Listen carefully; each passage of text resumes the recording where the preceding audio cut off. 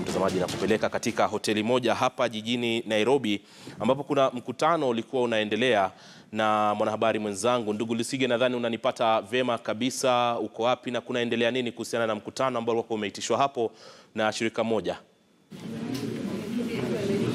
Naam, kama ulivyosema mwanzo, nipo katika mgahawa huu wa Stanley ambapo shirika la Center for African Progress wameweza kutoa takwimu zao kuhusiana na nani ndiye maarufu katika ugombeaji wa kiti cha ugavana katika kaunti hii ya Nairobi. Kutokana na takwimu ambazo tayari washatupatia ni kwamba 53% leo hii uchaguzi ungefanyika ungempigia kura Mike Sonko, huku 40% wakimpigia kura gavana aliyeko sasa Kidero, na 4% wangempigia kura Peter Kenneth. Licha hayo 1% wapiga kura walisema wangempigia kura Miguna. Licha hayo pia wameweza kutupa takwimu ambazo zinaonyesha kwamba takriban 85% ya Wakenya wataweza kujitokeza katika uchaguzi mkuu ujao. Na labda tu kuweza kuweka masuala haya wazi, ninazungumza naye mkurugenzi wa shirika hili ambaye anafahamika kama Abel. Unaweza kutufahamisha kwa kifupi tu, je, ni kitu gani ambacho kimeweza kusababisha umaarufu wa Mike Sonko kuweza kuongezeka?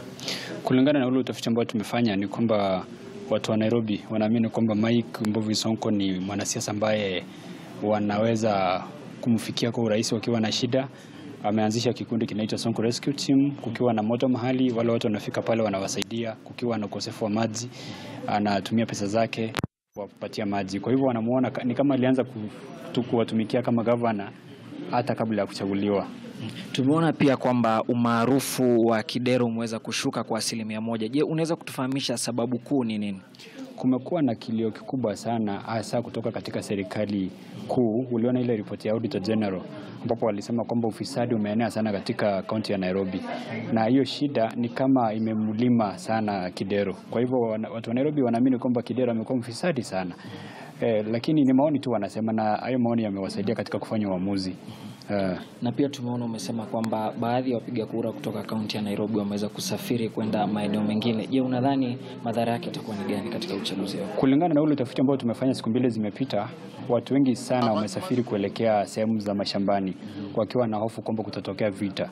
Wale wengi wamehama. Jana tulikuwa huko country bus, tuliona watu wengi wakienda sehemu za Machakos, wakienda sehemu za Kisii, sehemu za huko magharibi mwa Kenya na huko Kisumu, wakiwa na woga kwamba pengine huko Nairobi kutakuwa na vurugu wakati wa kura. Kwa hivyo tutaona kupungua kwa wale watu ambao watajitokeza kupiga kura kutoka katika pengine 80% itashuka ikuwe pengine 70%. Na hiyo pia itadhuru wale ambao watajitokeza kupigia si gavana peke yake, lakini pia rais. Kwa hivyo kwa kifupi ni hayo tu ambayo tumeweza kufahamishwa kufikia sasa, kwamba umaarufu wa Mike Sonko umeweza kuongezeka kwa 2% na pia ule wa Kidero umeweza kushuka kwa 1%. Kwako Manzo. Asante sana Lusige kwa taarifa hiyo ambayo tumeipata kwa njia moja kwa moja kutoka hapa jijini Nairobi. Ni kuhusiana na matokeo ya kura maoni iliyopigwa hapa jijini Nairobi, na ni